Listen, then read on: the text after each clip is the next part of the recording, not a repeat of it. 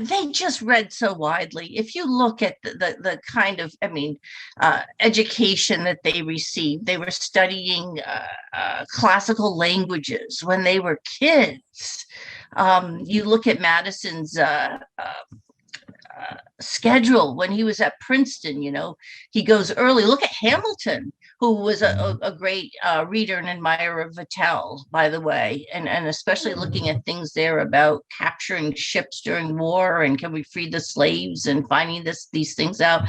They all read all of this pretty much. They just were imbued. They lived and breathed a classical education, and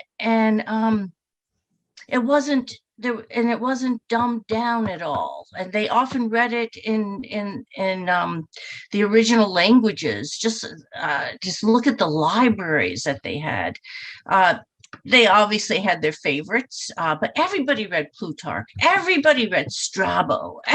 It just was a mark of an educated human being. So it's difficult to say, which ones influenced which ones the most. But I will say this: remember that letter of Henry Lee writes to Jefferson just before Jefferson dies and says, where did you get these ideas of the Declaration of Independence? Where did they come from? And Jefferson says, well, they're not my ideas. Isn't it an expression of the American mind? You can find this in the books of public right by looking at Aristotle, Cicero, Locke, and Sidney. So it's in the air. And part of what makes it interesting is that even after the American Constitution is drafted, the British Constitution continues to have a pretty significant impact on how people think, because it had been the primary way in which so many Americans had come to understand constitutionalism and the language of constitutionalism, how you make arguments in a constitutional structure.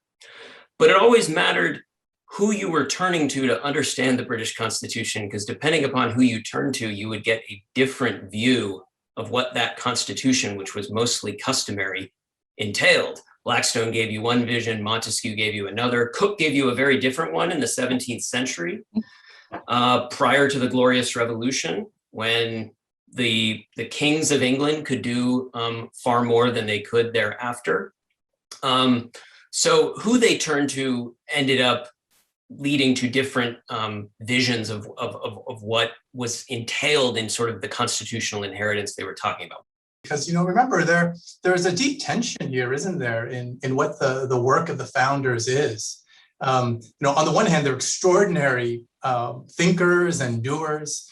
They draw from Locke, as we've discussed, and they go further than Locke does. As you know, Locke writes the fundamental constitutions of the Carolinas, and that expires after a year. And so the founders are able to take the learning and take it a step further.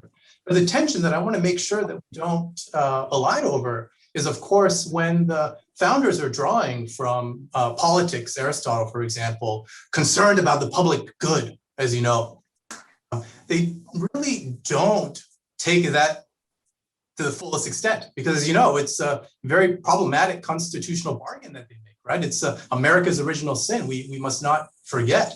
And so I'd love to talk a bit more about this internal tension. On the one hand, you have deep believing Christians, and on the other hand, you have this pact with the devil that is made in the furtherance of the union. And so I just want to make sure that we may reserve some time to discuss that. But I certainly do want to credit the founders for the magnificent capacity they have had to combine thought and action to go where Locke was not able to go in the aftermath of the failure of his own constitution.